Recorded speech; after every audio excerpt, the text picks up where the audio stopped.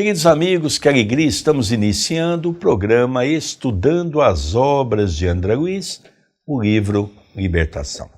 Pela nossa querida TV, A Caminho da Luz, programa apresentado por Sérgio Vilar. Por André Luiz Querini Vilar. Queridos amigos, o capítulo 10, nós dividimos em duas partes, de tal é a sua riqueza. Talvez se nós fizéssemos num programa de 1h e 10, não conseguiríamos abordar com profundidade as temáticas que é trazida por André Luiz, que serve para todos nós em uma casa espírita. Então agora nós vamos continuar vendo a conversa de Gúbio com Saldanha. Saldanha já expôs todos os seus problemas familiares, que foi acometido pelo pai da Margarida, exatamente por um equívoco, mas um equívoco que foi premeditado, de julgar o filho.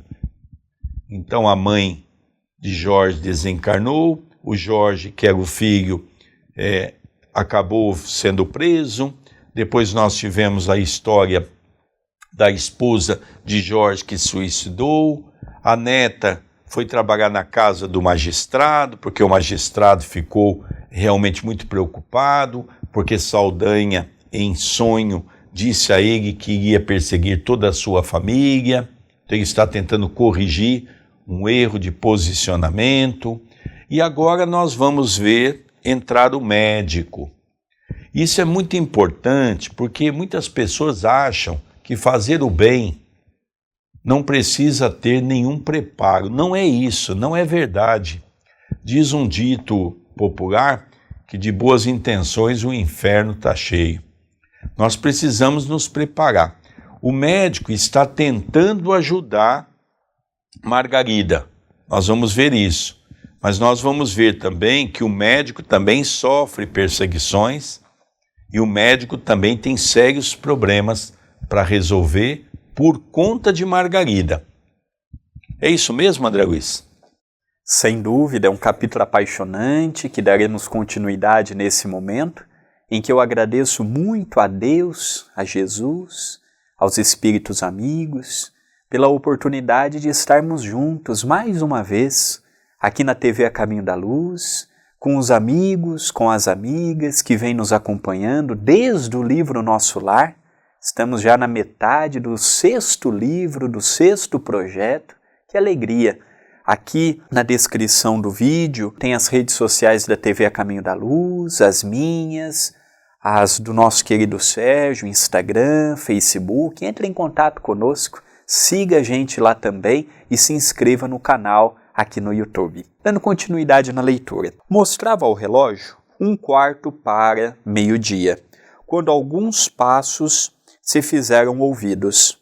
É o médico, elucidou Saldanha com manifesta expressão de sarcasmo. Debalde, porém, procurará lesões e micróbios. Quase no mesmo instante, um cavalheiro de idade madura penetrou o recinto, em companhia de Gabriel, o esposo da vítima. Abeirou-se da enferma, afagou-a gentil e pronunciou algumas palavras de encorajamento. Margarida, em vão, buscou sorrir. Faltavam-lhe forças para tanto. A conversação ia a meio, quando uma entidade, evidentemente bem-intencionada, compareceu. Viu-nos e demonstrou compreender-nos a posição, porque fixou em nós cauteloso olhar, sem dizer palavras, acercando-se do médico solicitamente, qual se lhe fora dedicado enfermeiro. Então agora nós estamos começando a conhecer nomes, né? Então o marido de Margarida, que havia acompanhado ela há 2 programas atrás, levando ela na igreja, agora nós já estamos vendo Gabriel, o nome dele, o esposo de Margarida. Junto desse médico acompanhava um espírito amigo, protetor. O espírito olhou o seu redor, espiritualmente falando, e percebeu que Gúbio não era um espírito das trevas. Isso é natural, dos espíritos superiores que reconhecem quais são os espíritos. Ele tentou auscultar cada coração que ali estava, os desencarnados, e percebeu que havia proteção ali de uma forma indireta. Não falou nada, ficou no recinto, acompanhando aquela irmã junto do médico. O especialista não parecia profundamente interessado no caso, mas, ao auscultar Margarida, entregue a torpor inquietante, conversou com o marido da vítima de maneira superficial. Declarou que a jovem senhora, em sua opinião, certamente se mantinha sob o império da epilepsia secundária e que, em última análise, se socorreria da colaboração de colegas eminentes para submetê-la a exame particularizado da lesão cérebro-meningea, seguido, possivelmente, de intervenção cirúrgica aconselhável. Em seguida, porém, observei que a entidade espiritual recém-chegada e que o assistia com desvelo pousou a destra em sua fronte, como se desejasse transmitir-lhe algum alvitre providencial. O médico relutou bastante, mas ao cabo de alguns minutos, constrangido por sugestão exterior, que não saberia compreender exatamente, convidou Gabriel a um dos ângulos do quarto e lembrou: por que não tenta o espiritismo? Conheço ultimamente alguns casos intricados que vão sendo resolvidos, com êxito, pela psicoterapia. Aqui, antes do André dar continuidade, porque tem informações aqui privilegiadas, vamos perceber que aquela entidade começava a aplicar um passe positivo naquela irmã. Vamos relembrar que no capítulo anterior, Saldanha havia lhe aplicado um passe magnético, colocando nela uma substância escura, onde ela ficaria por 30 horas, mais ou menos, envolvida naquele psiquismo negativo. Lógico que aquele passe também estimularia aqueles ovoides que estavam sugando as suas energias. Essa entidade espiritual se aproximou do médico e começou a orientar o médico. O médico relutou, porque ele era médico, ele não queria misturar as coisas. E ele então pergunta a Gabriel: Gabriel, você conhece o espiritismo? Eu estou tratando de alguns casos que as pessoas estão fazendo um tratamento numa casa espírita com muito êxito. Então vamos ver a continuidade para nós vermos aqui que Gabriel já começa a receber algumas orientações importantes dos espíritos superiores. E aqui nós percebemos também no atendimento fraterno que fazemos no Centro Espírita Perdão, Amor e Caridade, que é muito comum psicólogos da cidade, psiquiatras da cidade, médicos aqui da cidade de Itapira, mandarem pessoas para o Centro Espírita. E a pessoa anuncia: olha, o psicólogo fulano de tal pediu para que eu viesse aqui porque já usou nas sessões todos os tipos de recursos e a pessoa acredita que o meu problema é de ordem espiritual também.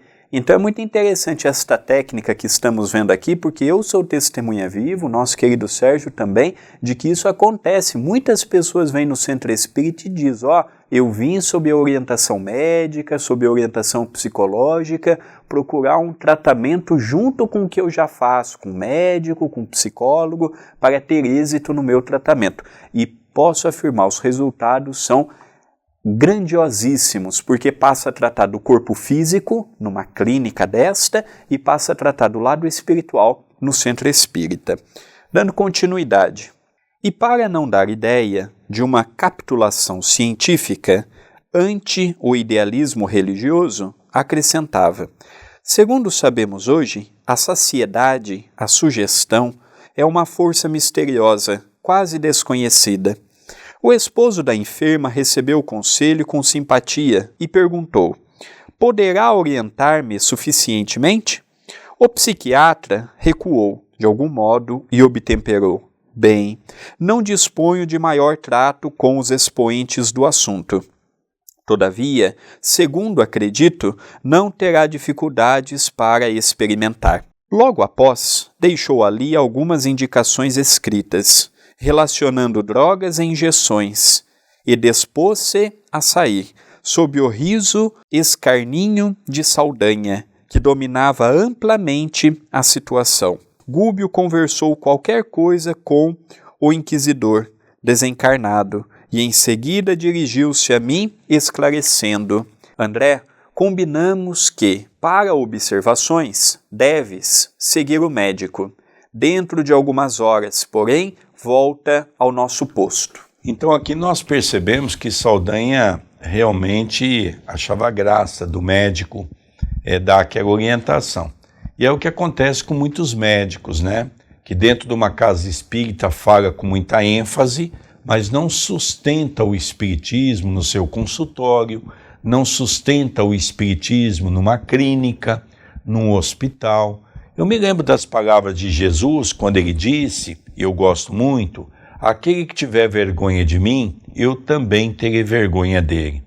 Então nós percebemos que quando Gabriel pergunta ao médico, o senhor conhece alguém, o senhor indica, o médico ali então se reveste daquela condição profissional. Lógico que aquele médico conhecia o espiritismo. Lógico que aquele médico tinha noção do que era o espiritismo. Nós vamos ver isso.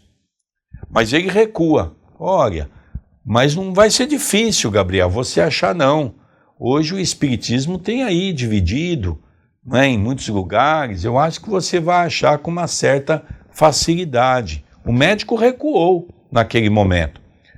Gúbio conversou um pouco com Saldanha, no particular.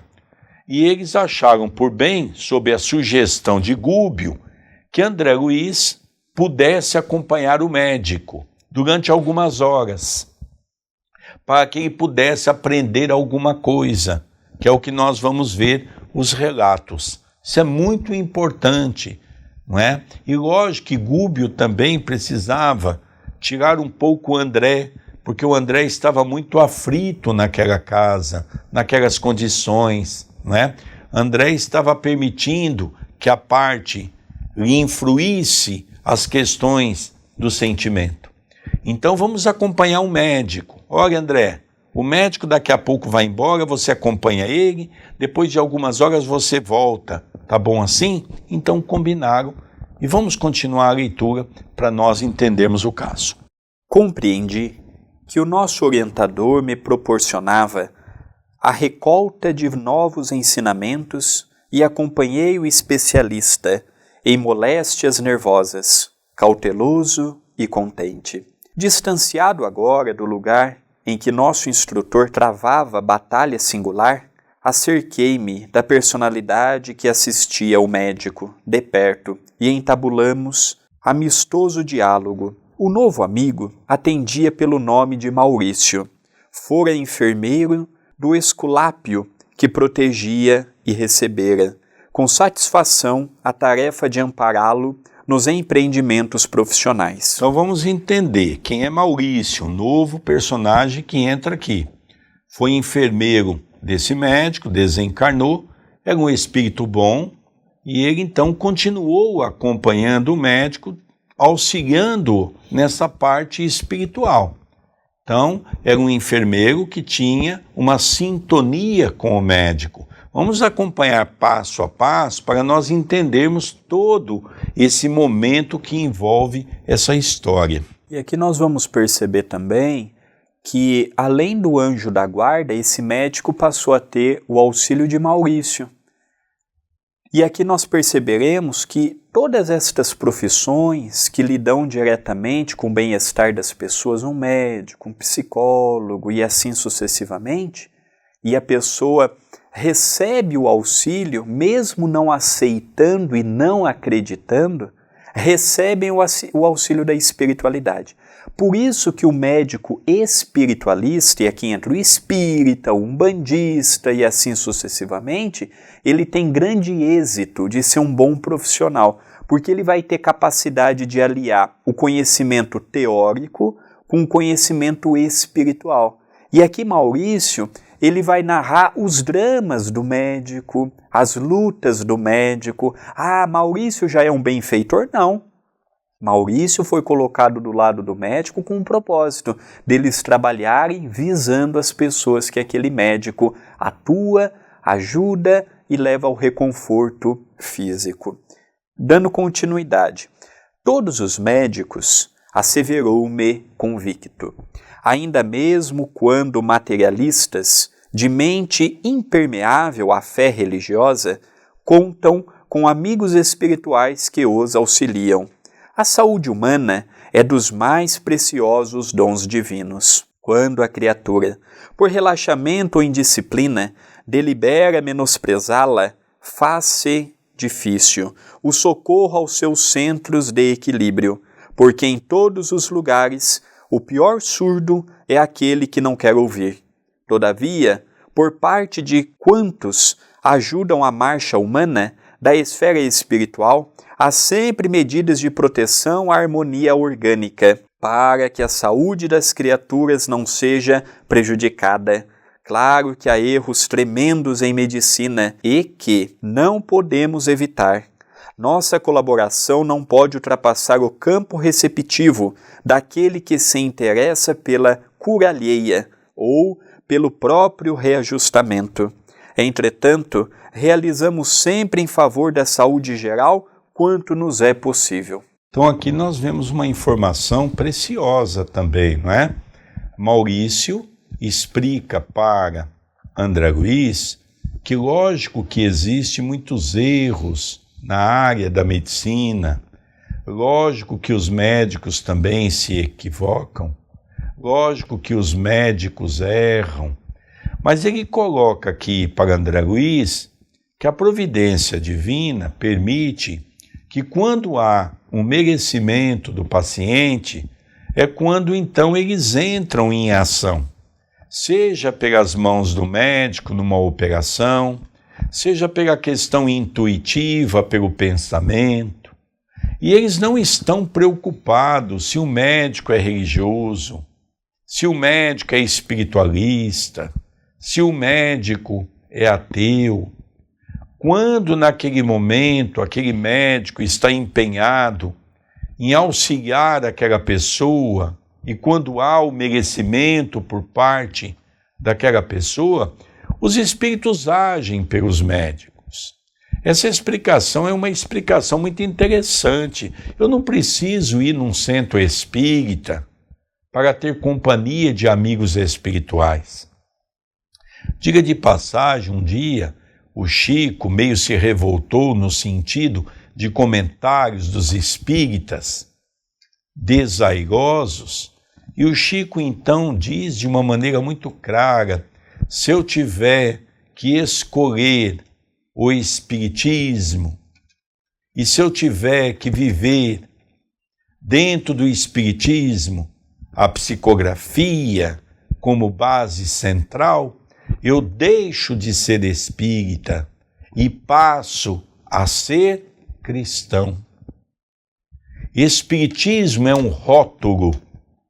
A caridade está dentro da Igreja Católica, quando encontra membros dessa natureza. A caridade está nos meios evangélicos, quando existem pessoas sintonizadas no campo do bem. A caridade está dentro da casa espírita, quando existe sinceridade por parte daqueles que exercem o trabalho do amor.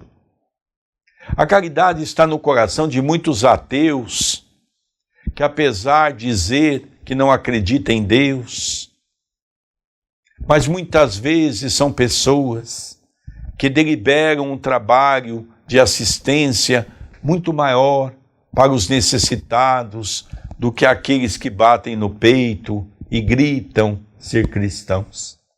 Então é isso que Maurício vem explicar para André Luiz. E aqui nós percebemos que, por exemplo, André Luiz, que foi o pseudônimo de Dr. Carlos Chagas, para fazer todo o trabalho que André Luiz fez na condição de Carlos Chagas, trazendo a vacina para uma grave enfermidade nos países tropicais, caso do Brasil, gerado pelo bichinho barbeiro, nós percebemos que André Luiz também foi intuído quando esteve encarnado, teve o mérito dele, teve o esforço dele, mas ninguém faz nada sem ajuda espiritual. E aqui também está sendo uma aula para André Luiz, para ele entender, todo o meu esforço é meu, mas tudo que eu fiz tem a participação também do plano maior. Agora vocês vão ver uma coisa interessante, eu gostaria que vocês prestassem atenção na leitura. Vão chegar à casa de médico. Apesar de uma casa muito confortável, era um médico muito materialista, mas ele vai descrever a questão vibratória da casa. Vamos acompanhar. E numa expressão profundamente significativa, acentuou: "Ah, se os médicos orassem!" Nesse instante, alcançamos o ponto de destino, antecipando-nos, de algum modo, ao amigo encarnado sob minha observação. A residência confortável, não obstante o formoso jardim que a circundava, permanecia transbordante de fluidos desagradáveis. O clima doméstico era perturbador. Maurício elucidou sem preâmbulos. Estamos sumamente interessados em que o nosso amigo se enfronhe no trato com as magnas questões da alma, a fim de aperfeiçoar-se na tarefa junto à mente enferma.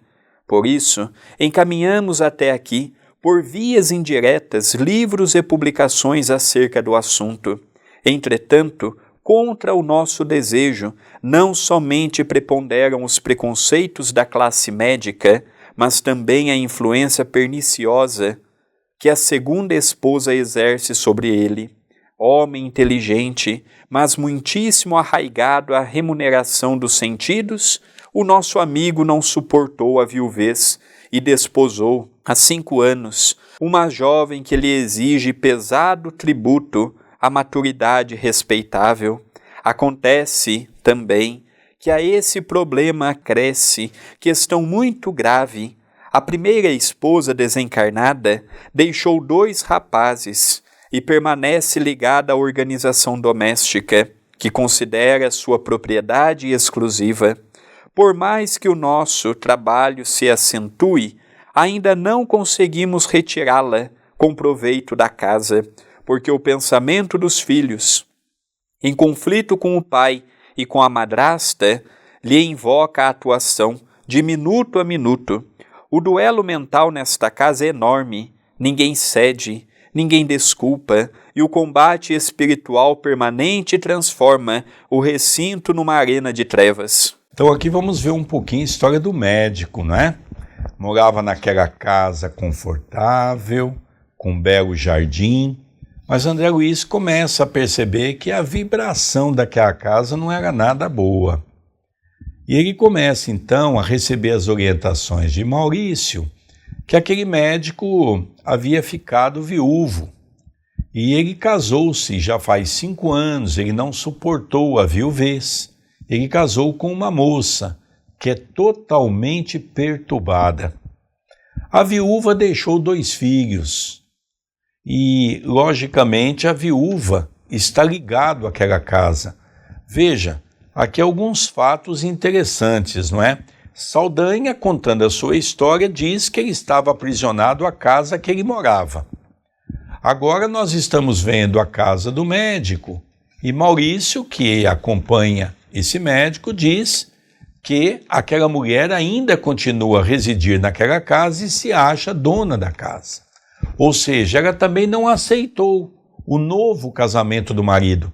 É por isso que é muito comum as pessoas se consorciar quando existe uma viuvez e de repente chega em casa e começa a ter um inferno entre o casal. É muito comum isso, porque os espíritos ainda estão muito ligados às pessoas e à casa. E ela tinha uma influência, essa mulher, muito grande sobre os 2 filhos, que constantemente jogava os filhos contra o pai e contra aquela esposa que o pai havia contraído, aquela mulher que estava ali tentando substituir a mãe deles. Então era um lugar terrível, de vibrações complicadas. o pai também não era equilibrado, a sua nova esposa não tinha equilíbrio nenhum, os filhos totalmente desequilibrados. Então nós vemos aqui uma cena de uma família desestruturada. E nós vamos ver um pouco atrás, que já foi lido, que Maurício conta que aquele médico até dificultava ele se aproximar, Maurício, ajudando-o espiritualmente, porque ele era um homem muito nervoso, muito agitado, e isso impedia até o convívio dos dois no auxílio ao próximo. Então aqui nós já estamos começando a ver essa casa desse médico com o seu total desequilíbrio. Não precisa nem ser um médico, não precisa nem ser uma casa confortável para termos este problema. É muito comum nós tratarmos num centro espírita de uma família desta natureza. A mãe morreu, o pai morreu, os filhos desencarnaram, ou a pessoa ficou viúva. Então é muito comum esse drama familiar. Continua a narrativa. Calou-se o informante. Enquanto entrávamos, e pude notar que, efetivamente, a ex-dona da casa, sem o corpo físico, em singular posição de revolta, ali se achava, abraçada a um dos filhos, moço de seus 18 anos, presumíveis, que fumava nervosamente numa espreguiçadeira. Via-se-lhe perfeitamente a condição de vaso receptivo da sublevada mente materna. Ideias inquietantes e delituosas povoavam-lhe a cabeça. Fios tenuíssimos de força magnética ligavam-no à mãezinha infeliz.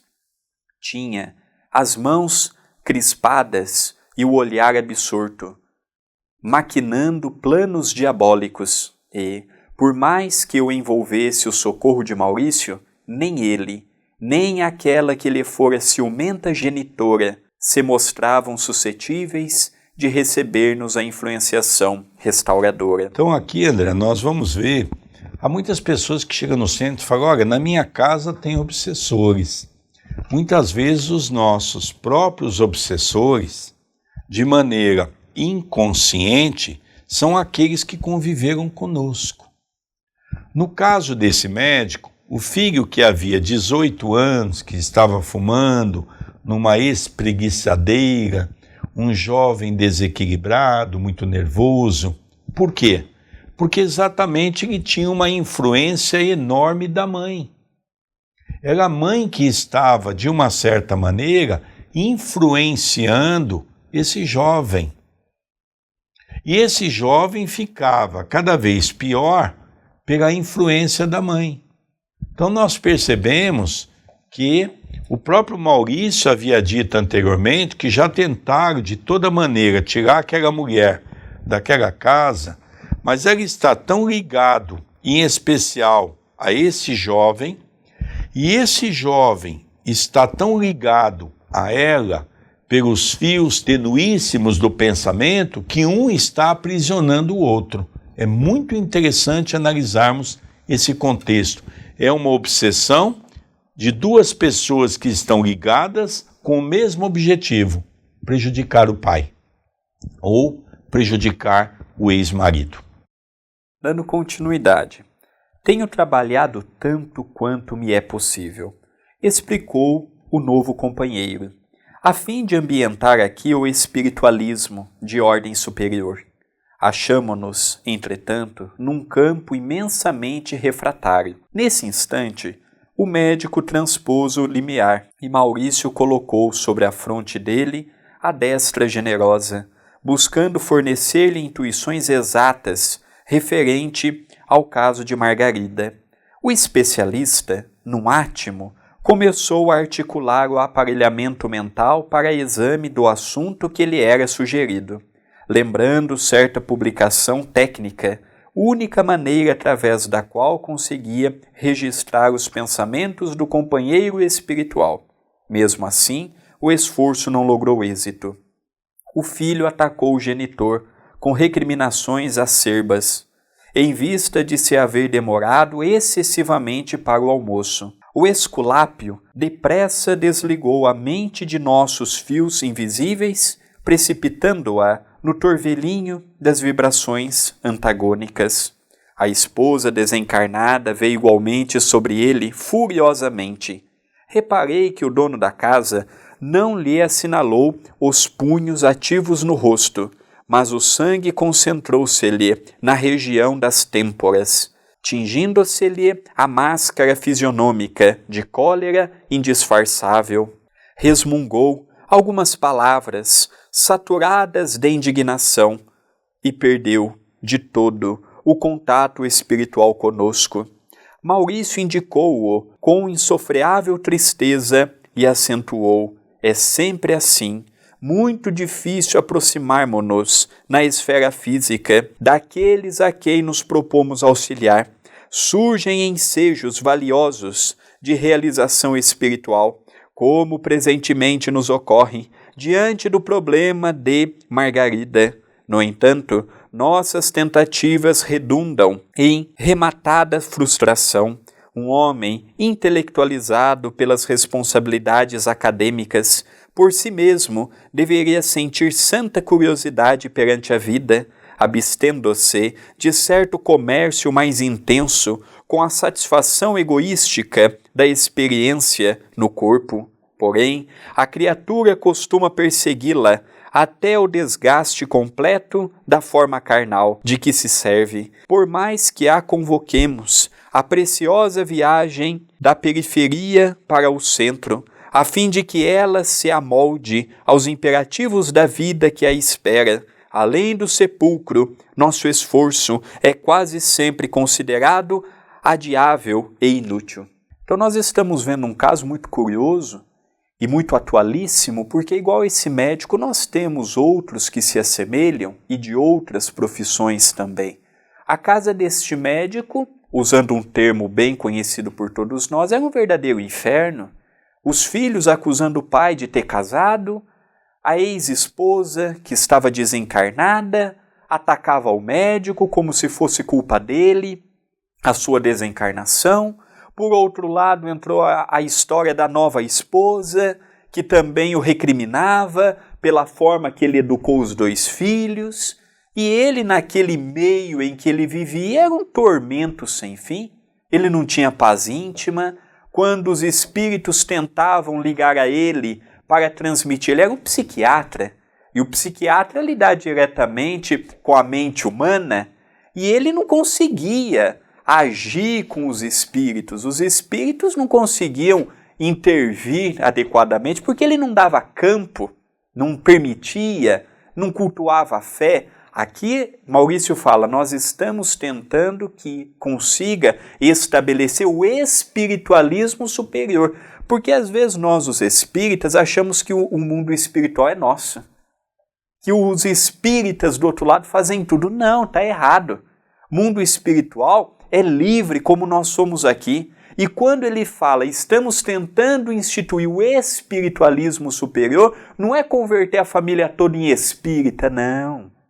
É espiritualizar os sentimentos daquele médico, daqueles filhos, daquela atual esposa, da ex-esposa. Então é um quadro interessante e olha, o André Luiz não precisava estar ali. Mas olha o trabalho que eles vão procurar fazer envolto de toda esta situação em que estão mergulhados. Então aqui nós vemos também um outro ponto. Quando o filho vem totalmente agitado, porque o pai havia atrasado para o almoço, a mãe daquele filho, a primeira esposa desse médico, vem e espiritualmente é como se fechasse os punhos e desse um soco em direção ao médico. Fisicamente ele não sentiu nada. Mas aqui a descrição fala que juntou partículas, avermelhando temporariamente aquela região, o impacto espiritual. Fisicamente o médico não sentiu dor, não sentiu incômodo, não foi nada. Mas espiritualmente gerou um pequeno impacto àquela situação a nível espiritual. Dando continuidade, sorriu, enigmático, e ajuntou. E observemos que nos achamos à frente de um homem chamado pelo campo social ao Ministério da Cura. Nesse interim, a pequena família se reuniu ao redor da mesa posta. e a segunda esposa do médico, me impressionou pelo apuro da apresentação. A pintura do rosto, sem dúvida, era admirável. O traje elegante e sóbrio, as joias discretas e o penteado harmonioso realçavam-lhe a profundez do olhar, mas rodeava-se, ela, de substância fluídica deprimente. Halo públio denunciava-lhe a posição de inferioridade. Socialmente, aquela dama devia ser das de mais fino trato. Contudo, terminado o repasto, deixou positivamente evidenciada sua deplorável condição psíquica. Depois de uma discussão menos feliz com o marido, a jovem mulher buscou o sono da sesta, num divã largo e macio. Então nós percebemos aqui o inferno dessa casa, né? E o médico estava trabalhando, chegou em casa, uma discussão com o filho porque ele havia chego atrasado para o almoço. O filho, por sua vez, envolvido nas teias vibratórias da mãe, onde a mãe, então, dá um soco nele, onde, espiritualmente falando, o agride. E espiritualmente ele sente. É aqui que Maurício diz que perdeu o contato com ele, porque vibratoriamente ele baixou o seu padrão vibratório. Um ponto interessante, é um médium de cura. Poderia ser um médico que poderia ajudar muitas pessoas, se assim o permitisse. Quando sentaram à mesa, André Luiz começa, sobre o pedido de Maurício, a acompanhar a nova esposa, uma mulher muito bem alinhada, muito bem vestida, uma mulher muito bonita, mas vibratoriamente uma mulher muito comprometida. No final do almoço, há uma discussão entre o marido e a nova esposa. E ela, então, desgastada, vai tirar o que nós chamamos cesta, que é um descanso depois do almoço. Isso é muito comum para muitas pessoas. Vamos ver por que ela foi descansar e por que ela foi adormecer um pouco. Dando continuidade. Intencionalmente, Maurício convidou-me a espreitar-lhe o repouso. E com enorme surpresa, aturdido mesmo, não lhe vi os mesmos traços fisionômicos na organização perispiritual que abandonava a estrutura carnal, entregue ao descanso. Alguma semelhança era de notar-se, mas, afinal de contas, a senhora tornara-se irreconhecível. Estampava no semblante os sinais das bruxas dos velhos contos infantis. A boca, os olhos, o nariz e os ouvidos revelavam algo de monstruoso. A própria esposa desencarnada, ali presente em clamorosa revolta, não se animou a enfrentá-la. Recuou semi-espavorida, tentando ocultar-se junto do filho. Aqui, André, nós vamos ver uma coisa muito interessante, né? A mulher que se parecia tão brava, que era a primeira esposa, né? Quando a nova esposa foi deitar-se, entrou naquele processo que nós chamamos de sono. O espírito saiu do corpo. E André se assustou ao ver aquela mulher que se apresentava com uma beleza. De repente ele estava diante de um monstro. E é interessante que a ex-esposa que havia desencarnado, né, do médico, estava ali.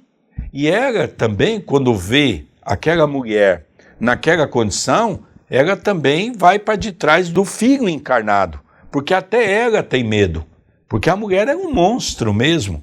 Então veja o local que esse médico se encontra, tanto a perturbação no campo físico, quanto a perturbação no campo espiritual. Lógico que ela estava com o médico pelas questões financeiras, lógico que ela havia visto ali uma mina de dinheiro, uma vida confortável. Então é o que nós vemos hoje, quantas pessoas se unem com o outro por causa do dinheiro, por causa do poder, e vivem uma vida insana. Então nós vemos aqui uma família altamente desestruturada. Olha, dentro das mediunidades que existem e conhecemos, há uma que eu nunca tive vontade de possuir, a de ver o mundo espiritual. Porque eu gostaria muito de ver uma sopa, Eu gostaria muito de ver uma desobsessão de determinadas partes dela, quando um benfeitor, por exemplo, está dando uma orientação.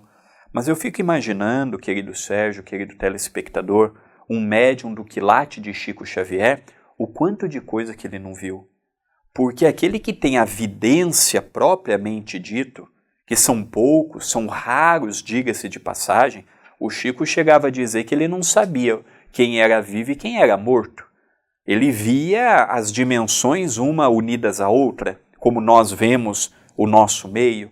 E eu fico imaginando quantas pessoas que não chegam no centro espírita, fisicamente muito bonitas e espiritualmente são os monstros, como existe o inverso. Tem pessoas que fisicamente não têm uma beleza, mas espiritualmente têm um ar angelical. Chico Xavier, por exemplo, no meu modo de ver, não era um homem bonito. Era um homem com um traço comum, uma pessoa que não tinha grandes belezas, mas o espírito do Chico, com a sua pureza de coração, fazia com que ele se tornasse um homem dos mais bonitos, pelo coração que ele possuía. Então aqui nós vemos que a própria mãe desencarnada não se aventurou em tirar satisfação com aquela mulher, também se assustou e correu para a companhia do filho. Dando continuidade, lembrei-me, então, do livro em que Oscar Wilde nos conta a história do retrato de Dorian Gray, que adquiria horrenda expressão à medida que o dono se alterava intimamente na prática do mal, e endereçando a Maurício olhar indagador, dele recebi sensata elucidação. Sim, meu amigo, disse tolerante, a imaginação de Wilde não fantasiou. O homem e a mulher, com seus pensamentos, atitudes, palavras e atos criam, no íntimo, a verdadeira forma espiritual a que se acolhem. Cada crime, cada queda deixam aleijões e sulcos horrendos no campo da alma, tanto quanto cada ação generosa e cada pensamento superior acrescentam beleza e perfeição à forma perispirítica, dentro da qual a individualidade real se manifesta, mormente, depois da morte do corpo denso. Há criaturas belas e admiráveis na carne, e que, no fundo, são verdadeiros monstros mentais, do mesmo modo que há corpos torturados e detestados no mundo, escondendo espíritos angélicos de celestial formosura, e, designando a infeliz que se ausentava de casa, semi-liberta, do veículo material acrescentou, esta irmã, desventurada, permanece sob o império de espíritos gozadores e animalizados que, por muito tempo, a reterão em lastimáveis desequilíbrios. Acreditamos que ela, sem fé renovadora, sem ideais santificantes e sem conduta digna, não se precatará tão cedo dos perigos que corre, e somente se lembrará de chorar, aprender e transformar-se para o bem, quando se afastar, em definitivo, do vaso de carne, na condição de autêntica bruxa. O assunto era realmente fascinante e a lição era imensa. Entretanto, meu tempo disponível esgotara. O minuto exigia pronto regresso. Então aqui nós vemos que André Luiz teve uma lição muito grande dentro da casa daquele médico. E há uma coisa muito interessante, não é? Que num determinado momento, Maurício orientou o médico a falar para Gabriel, que era o marido de Margarida, que pudesse levar num centro espírita. Quantos de nós, muitas vezes, damos a ideia para alguém de algo que pode ser bom, mas no íntimo nós não temos coragem de assumir aquela condição? Então nós vemos esse exemplo desse livro, onde o autor descreve do pensamento de um homem, do pensamento de uma mulher, nas esferas do campo mental. André Luiz trabalha muito com a ideia do campo mental, traz livros para nós, exatamente articulando uma grande descoberta para a ciência, desde a década de 40 do século passado. André Luiz vem trazendo uma grande contribuição para a humanidade, falando-nos da casa mental, falando-nos do comportamento. Então esse médico poderia ter na sua casa uma condição diferenciada, se ele, por exemplo, conhecesse o Espiritismo, que poderia dar-lhe alguns recursos a mais, não apenas na profissão, mas também no aconchego do seu lar. Aqui André Luiz percebeu que era um médico entristecido, vivia numa casa cheia de problemas, de toda ordem. Quando ele chegava em casa, era um verdadeiro inferno. Num determinado momento, eu gosto muito quando Maurício fala para André Luiz de que é uma pena que aquele médico apenas se preocupe com as questões financeiras, porque realmente ele adquiriu uma bela casa, um belo patrimônio, mas o patrimônio mais importante que o Evangelho nos ensina, onde estiver o seu coração, aí estará o seu tesouro, aquele que o ladrão não rouba, que a traça não consome, que a ferrugem não corrói. Então é aqui que está o nosso tesouro, não é na expressão de uma casa bonita. Às vezes a gente passa num bairro, vê uma casa bonita, mas às vezes nós não temos ideia que inferno que é dentro daquela casa. Então nós precisamos perceber que o conhecimento que André Luiz nos traz é de uma profundidade, André Luiz, muito grande para as nossas reflexões. E as pessoas que estão nos acompanhando nesse segundo vídeo que compõe o capítulo 10 do livro Libertação, é importante conhecer desde o prefácio. É um projeto que um capítulo tem a ver com o outro. Se você já está nos acompanhando desde o começo, eu convido para conhecer aqui mesmo, neste canal no YouTube da TV A Caminho da Luz, aos estudos dos livros Nosso Lar, Os Mensageiros, Missionários da Luz, Obreiros da Vida Eterna, No Mundo Maior e agora Libertação.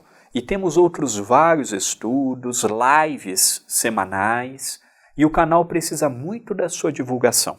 Como é que nós podemos propagar o canal? Como é que você pode nos ajudar? Pegando o link do vídeo, colocando nas suas redes sociais, divulgando nos grupos do WhatsApp, divulgando pelas conversas no Messenger. É divulgar, é não guardar uma coisa que está te ajudando. Se está te ajudando, vai ajudar tantas pessoas e o nosso canal é monetizado. Quanto mais visualizações, quanto mais likes, mais comentários, quanto mais inscrições no canal, mais conseguiremos angariar recursos para continuarmos com o projeto da TV A Caminho da Luz. Então o seu like, o seu comentário, o seu compartilhamento e a sua inscrição é muito importante.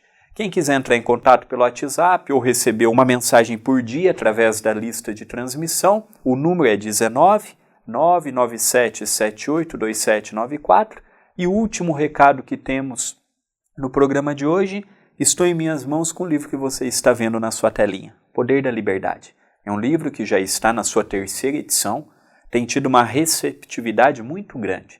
Foi o segundo livro de minha autoria, O Poder da Liberdade, uma frase do Novo Testamento, ajuda-te a ti mesmo e o céu te ajudará. É um livro com mais de 40 capítulos, trazendo para todos nós uma explicação à base do Espiritismo sobre Deus, Jesus, as leis divinas. E quando você adquire um livro de minha autoria, você está ajudando diretamente ao Centro Espírita Perdão, Amor e Caridade. As edições pertencem ao centro. Então entre na nossa loja virtual, adquira este ou outros livros que lá você encontrará. loja.acaminhodaluz.com.br. Queridos amigos, nós vamos encerrando o programa estudando as obras de André Luiz, o livro Libertação. Um beijo no seu coração, até o próximo programa. Um beijo no coração de todos, votos de muita paz, de muita luz e até o nosso próximo programa.